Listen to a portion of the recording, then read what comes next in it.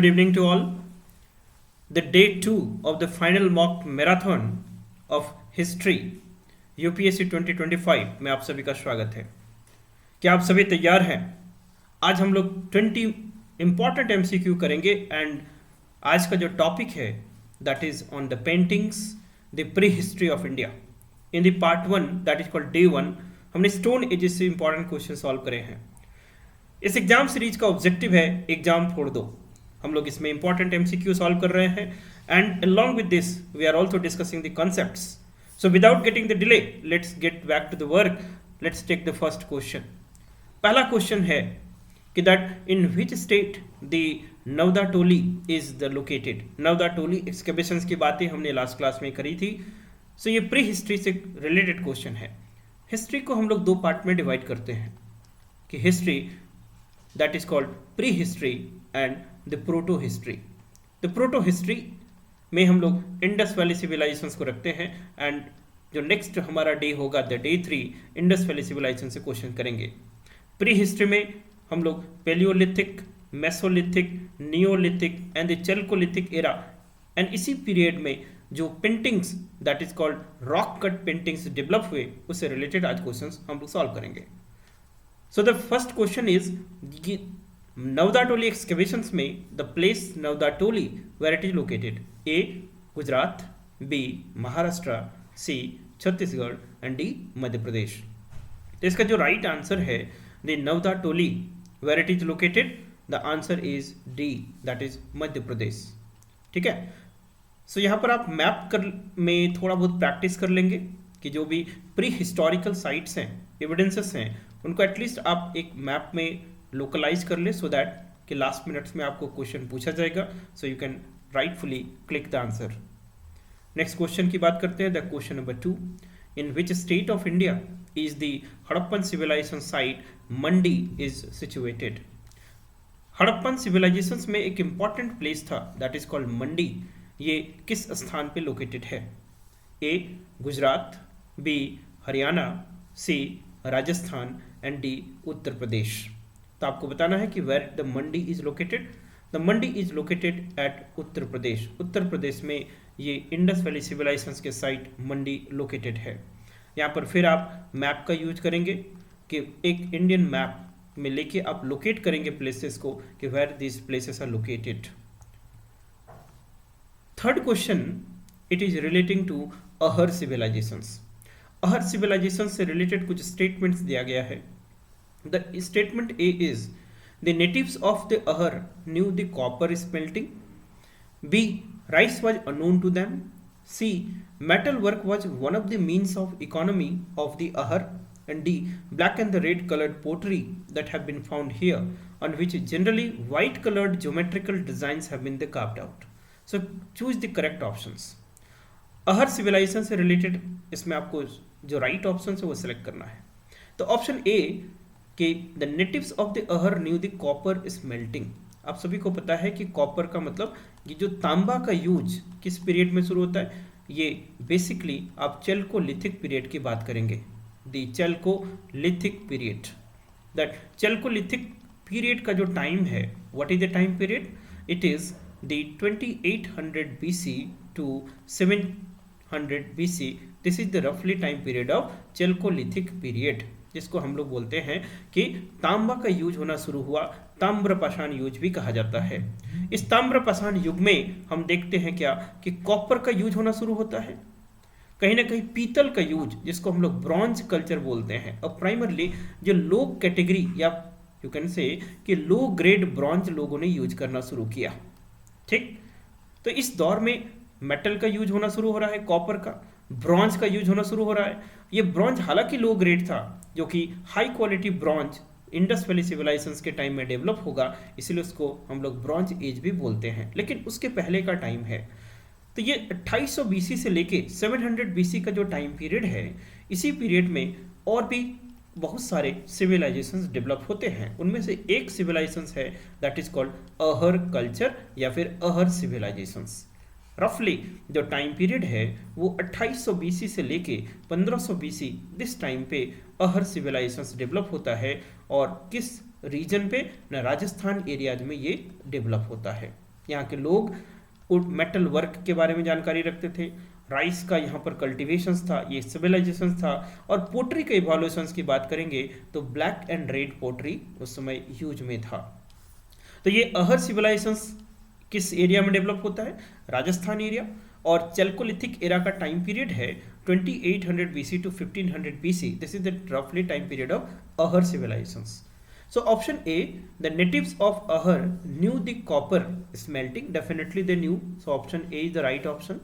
Rice was unknown to them. No, rice was known to them. The people of Ahar civilizations, इस Rajasthan area के लोग rice का use करते थे. So ये जो B है, this is a wrong options. Now go to the C. C, metal work was one of the means of economy. Yes, definitely metal work था. Black and red coloured pottery जो है वहाँ का hallmarks था, जिसमें कि white coloured के geometrical designs हुआ करते थे. तो A, B and D these are the right option. So A, B, D आप देख ले, जहाँ भी हो that is the right option. Option A is the correct option for this question. Ahar civilisations के अलावा जो चैल्कोलिथिक टाइम पीरियड है, उस चैल्कोलिथिक टाइम पीरियड में कुछ और भी सिविलाइजेशन डेवलप हुए. इसी तरह से एक और कल्चर है, we call it the Kayatha culture. Okay, so Kayatha culture जो चंबल रिवर है और उसके ट्राइब्यूटरीज एरिया के आसपास ये कायथा कल्चर डेवलप होता है. उसी तरह से जोरवे कल्चर डेवलप होगा, जोरवे कल्चर. ठीक है. Similarly Prabhas culture. अब एक काम करेंगे कि ये सारे जो छोटे मोटे जो टर्म्स हम लिख रहे हैं उनका एक नोट तैयार कर लेंगे, सो दैट कि आपका प्री हिस्ट्री का जो चैप्टर है वो एक कंसेप्ट के साथ तैयार हो. Let's talk about the another question. Question number 4, megaliths have been identified as. Megaliths को किस तरह से आइडेंटिफाई किया गया है? A, caves for hermits. B, the burial sites. C, temple sites. And D, none of the above. Dear, ये जो questions है ये सारे क्वेश्चंस पीसीएस एग्जामिनेशंस में पूछे गए हैं, यूपीएससी के प्रीलिम्स में पूछे गए हैं. So that's why the questions, ये मॉक टेस्ट आपको हेल्प करेगा कि how you should prepare about these topics. कि मेगालिथ्स जो टर्म है वो किससे रिलेटेड है, किस तरह से आइडेंटिफाई किया गया है? So caves for hermit, burial sites, temple sites and D, none of the above. So answer is the burial site. Megaliths को आइडेंटिफाई किया गया है. आगे चलेंगे द प्री हिस्ट्री और पेंटिंग्स के एपिसोड में क्वेश्चन नंबर 5 की चर्चा कर रहे हैं. और question number 5 is relating to ash mound is associated with the neolithic site at. कि नियोलिथिक साइट जो निम्नलिखित है उसमें एस माउंड किससे रिलेटेड है? एस का मतलब क्या होता है? जो राख का जो माउंड है वो किससे रिलेटेड है? ऑप्शन ए की बात करेंगे, that is called Budihal. B, the Sanganakallu. C, Kol Dihwa. And D, the Brahmagiri. So what is the right answer? Answer is the Sanganakallu. तो संगनाकल्लू में एस माउंट से रिलेटेड है. ये एक प्री हिस्टोरिक साइट से, स्पेसिफिकली द न्यूलिथिक एरा का time है. सो Neolithic period सभी को पता है कि न्यूलिथिक एरा कब से कब तक बिलोंग करेगा? That is your 8000 BC to 4000 BC. This is the time period of Neolithic period, Neolithic time. ठीक है. Now let's talk about the question number 6. Question number 6 is कि Bhimbetka is famous for. Bhimbetka is a rock cut shelter. It is called famous known for rock cut paintings. So Bhimbetka is famous for, किस लिए ये famous है? Option A, rock paintings. B, Buddhist statues. C, minerals. And D, the origin of the Son River. So Bhimbetka is famously known for rock paintings, है ना.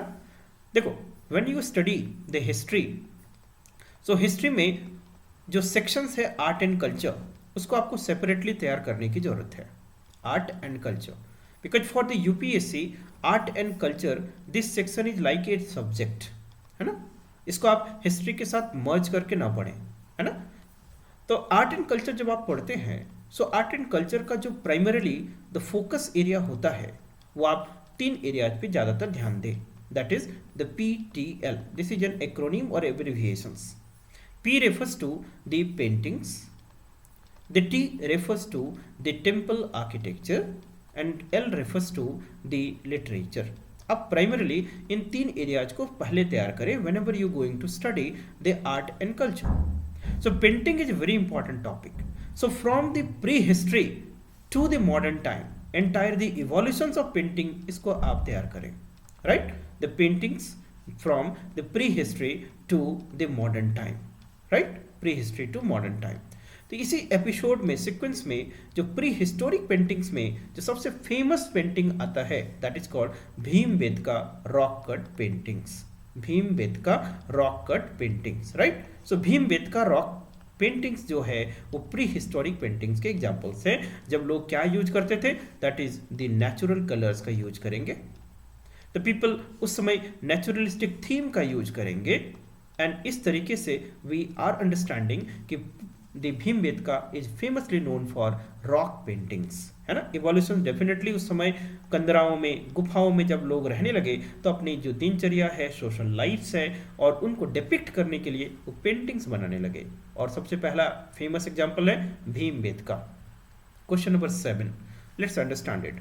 इन India from which rock shelter pictures have been found in the most, prehistory से related question है। तो निम्नलिखित में से किस rock shelter से सबसे ज्यादा पेंटिंग्स हमें प्राप्त हुए हैं? सो डेफिनेटली प्री हिस्ट्री की बात है तो भीमबेटका पेंटिंग होगा सबसे important. So A is the Ghagharia, B is the Bhimbetka, C the Lekhahia, and D the Adamgarh. So आपको बताना है कि किस रॉक शेल्टर से सबसे ज्यादा पेंटिंग्स मिला है। सो आंसर होगा the Bhimbetka, answer is the B Bhimbetka. We have discussed a brief about the Bhimbetka in the previous question. Let's do the next question of this mock marathon that is called day. Question number 8 is about which one of the following places is famous for prehistoric painting. I hope अब इस question को कर सकते हैं कि prehistoric paintings में जो सबसे important place है वो क्या है? The भीमबेटका की गुफाएं या Bhimbetka caves. So Bhimbetka caves ये rock cut painting prehistoric paintings के लिए जाना जाता है। क्वेश्चन नंबर 9 की बात करते हैं। Where are the caves of Bhimbetka located? कि जो भीमबेटका की गुफाएं हैं वो कहाँ पर लोकेटेड है? ये भीमबेटका की गुफाएं, ऑप्शन ए बताना है आपको Bhopal, B Pachmarhi, C Singrauli, and D that is called Abdullaganj region. किस जगह पे लोकेटेड है ना बच्चों? भीमबेटका की जो गुफाएं हैं वो मध्य प्रदेश में लोकेटेड है। ये पहला पॉइंट याद रखेंगे। लेकिन मध्य प्रदेश में ये लगभग सारे ही प्लेसेस हैं, लेकिन स्पेसिफिकली आपको याद रखना है कि ये अब्दुल्लागंज रीजन में भीमबेटका की गुफाएं लोकेटेड है। सो मध्य प्रदेश में अब्दुल्लागंज रीजन में भीमबेटका जो केव है वो लोकेटेड है। Got it? तो हमने क्वेश्चन नंबर 10 की बात करें अब कि which of the following Indian archaeologist first visited the Bhimbetka caves and discovered the pre historic significance of its rock paintings. आपको अब बताना है कि जो भीमबेटका की गुफाएं हैं उनका सबसे पहले खोज किस आर्कियोलॉजिस्ट ने किया था? कौन से इंडियन आर्कियोलॉजिस्ट थे? उन्होंने सबसे पहली बार विजिट करा और ही discovered the prehistoric paintings there. A that is called Madhav Swarup Vats, B H D. Sankalia, C V S. Wakankar, and D V N. Mishra. आपको बताना है। सो आंसर होगा वी.एस. वकानकर। अब हमेशा जब भीमबेटका केव्स पढ़ें तो वी.एस. वकानकर इनका नाम जरूर याद रखें, क्योंकि वी.एस. वकानकर ही वो आर्कियोलॉजिस्ट थे, इंडियन आर्कियोलॉजिस्ट थे जिन्होंने भीमबेटका की गुफाओं को विजिट करा एंड अपने प्री हिस्टोरिक पेंटिंग्स को उन्होंने डिस्कवर किया। ठीक है। क्वेश्चन नंबर 11 की बात करें, भीमबेटका वाज डिस्कवर्ड बाय, तो आंसर क्या हो जाएगा? V S. Wakankar, that is called full name Vishnudhar Wakankar. ये याद रखना है। सो हम लोग जब भी पेंटिंग्स की बात करेंगे, आज का टॉपिक है प्री हिस्टोरिक पेंटिंग्स, तो यहाँ पर जो सबसे इंपॉर्टेंट पेंटिंग्स है दैट इज और भीमबेटका केव पेंटिंग्स। हमने देख लिया कि भीमबेटका कहाँ पर लोकेटेड है, region that is called the Madhya Pradesh में लोकेटेड है। भीमबेटका में क्यों फेमस है? रॉक पेंटिंग्स के लिए फेमस है। Who discovered this the paintings? It is V S. Wakankar, and many more things we have discussed in the today's class. Question number 12, the ochre colored pottery OCP, it is christened at A Hastinapur, B that is called Ahi Chhatra, C Noh, and D Red Fort। आपको बताना है कि जो OCP है मतलब ऑचर coloured pottery कहाँ पर आपको देखने को मिलता है, कहाँ पर मिला है? सो इसका राइट आंसर होगा हस्तिनापुर। ए इज हस्तिनापुर, है ना। हस्तिनापुर सभी लोग पढ़े होंगे, जानते होंगे कि कौरवों की राजधानी थी हस्तिनापुर, और हस्तिनापुर जो अभी हमारा जो न्यू दिल्ली वाला एरिया है वो हस्तिनापुर का बेसिकली क्षेत्र बोल सकते हैं, हरियाणा वाला क्षेत्र है। सो ये हस्तिनापुर में आपको ओचर कलर्ड पोट्री के एविडेंसेस मिलेंगे। देखो pottery is also the very focused area for the UPSC. Prelims की बात करेंगे तो आप इस पोट्री के भी इवोल्यूशंस को पढ़ें आप, कि किस तरह से इंडस वाले सिविलाइजेशंस में black and red pottery evolutions होता है। अभी अहर कल्चर हम लोगों ने क्या देखा, black and red pottery with white geometrical shapes are there. So you should be careful about this topic that is called pottery. Pottery is also one of the way how to explore your the historical past. Let's talk about the question number 13। In the Chalcolithic period, the people of Maharashtra buried their dead under the floor of their houses in the following orientations. The question पूछ रहा है कि that Maharashtra reason पे कि जब भी कोई dead body होता था तो लोग इस चैल्कोलिथिक टाइम में उसको दफनाते थे, तो उनका बेसिकली ओरिएंटेशन क्या होता था कॉर्प्स का, कि किस जो उत्तर दक्षिण पूर्व पश्चिम किस तरीके से उसका ओरिएंटेशन हुआ करता था।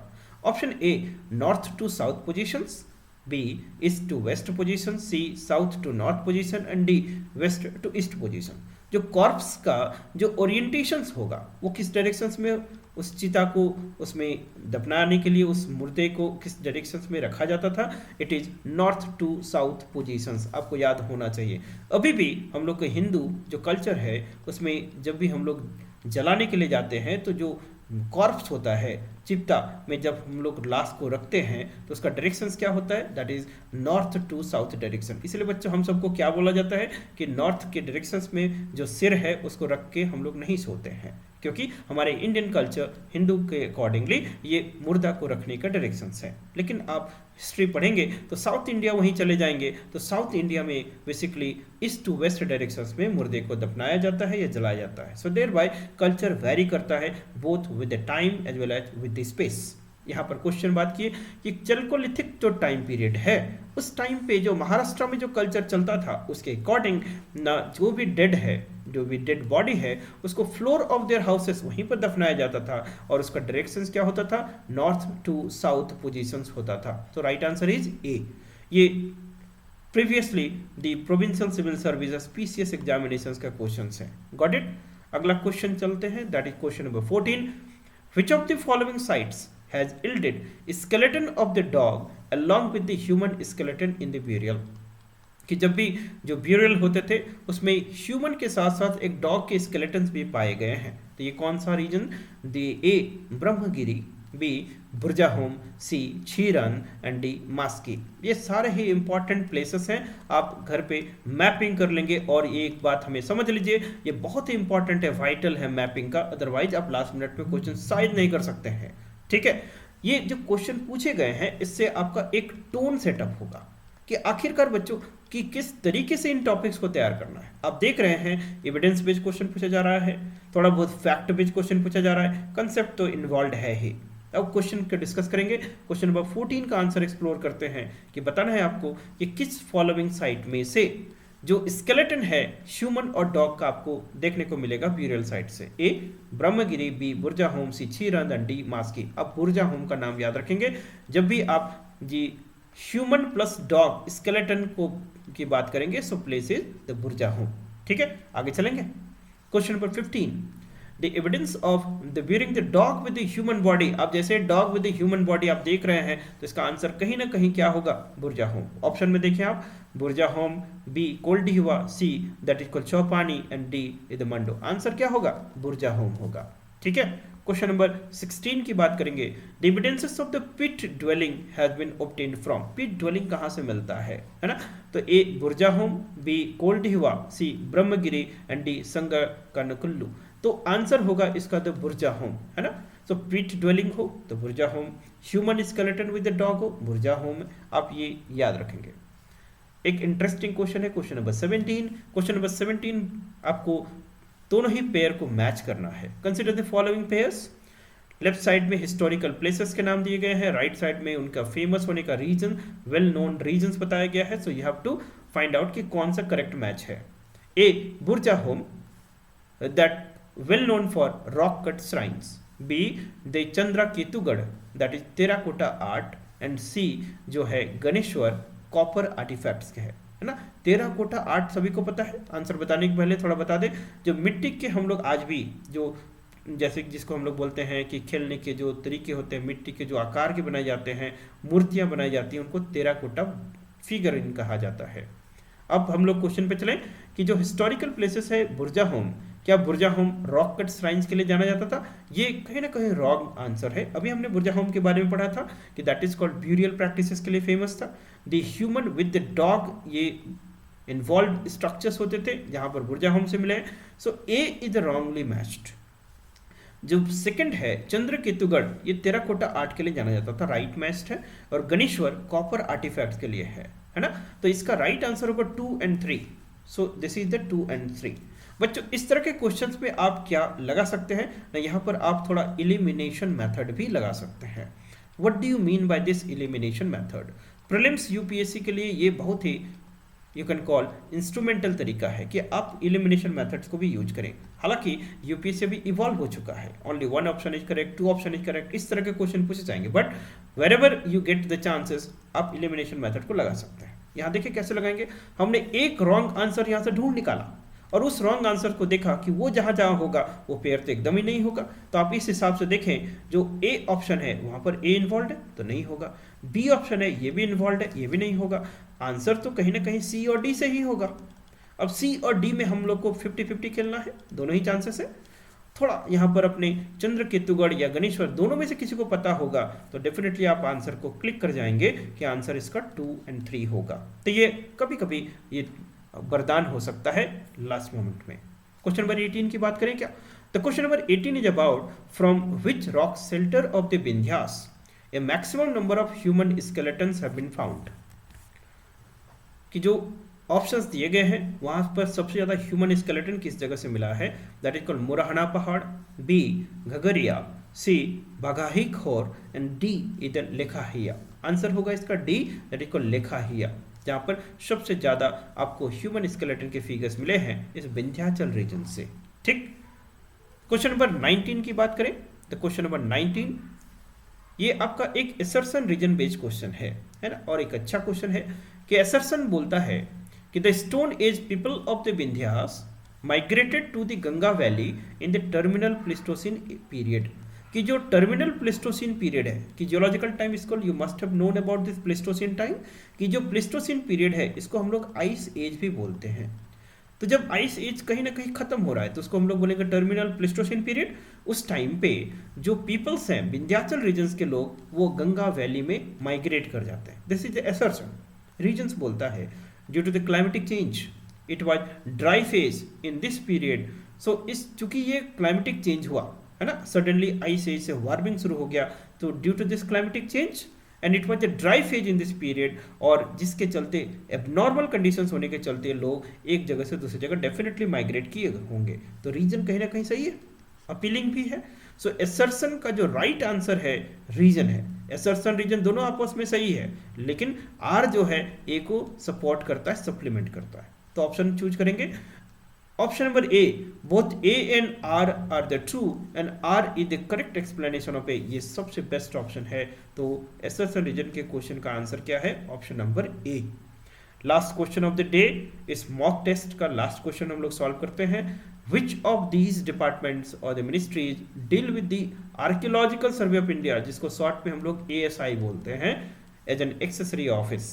कि कौन सा डिपार्टमेंट या मिनिस्ट्री ASI को एज एन एक्सेसरी ऑफिस की तरह यूज करता है?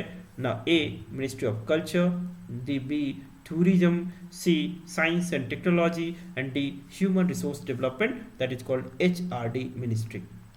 तो आपको बताना है कि एक्सेसरी ऑफिस की तरह आर्कियोलॉजिकल सर्विस ऑफ इंडिया को कौन सा जो डिपार्टमेंट या मिनिस्ट्री यूज करता है। तो इसका सही आंसर क्या हो जाएगा? The answer is the department of culture और ministry of the culture. Answer is the A. So बच्चों this is the session and आज के सेशंस में हमने क्या बातें करा? हमने प्री हिस्ट्री से रिलेटेड कुछ इंपॉर्टेंट क्वेश्चंस किए, साथ ही साथ हमने कुछ पेंटिंग्स के क्वेश्चंस करे and accordingly we have solved around the 20 important MCQs. These MCQs will help you to revise this unit that is called the Prehistory of India or Prehistorical Paintings. Day 3, हम लोग और important questions लेके आएंगे और day 3 में हम लोग Indus valley civilisations के क्वेश्चंस करेंगे। ये जो फाइनल मॉक मैराथन सीरीज है ये आपको कहीं ना कहीं क्वेश्चन के एटीट्यूडिनल डेवलपमेंट में हेल्प करेगा। At the same time it will also bound with, it is going to brush up your that is called concept, and that's why it will also rejuvenate your confidence level while solving the new type of questions, कि जो commission examination किस तरह के question पूछा है और आने वाले समय में क्या डायरेक्शंस हो सकता है। Predictability is not with the UPSC. The UPSC is always unpredictable game, but we are the human being. जितनी unpredictability होती है वो हम लोग उसको challenge की तरह लेते हैं. So try to do your best of your effort. We are putting up effort. Just corroborate both the effort and come out with a flying colors. So wish you very good luck to all. आपको जय हिंद, जय भारत। नए session में मिलते हैं नए set of questions के साथ।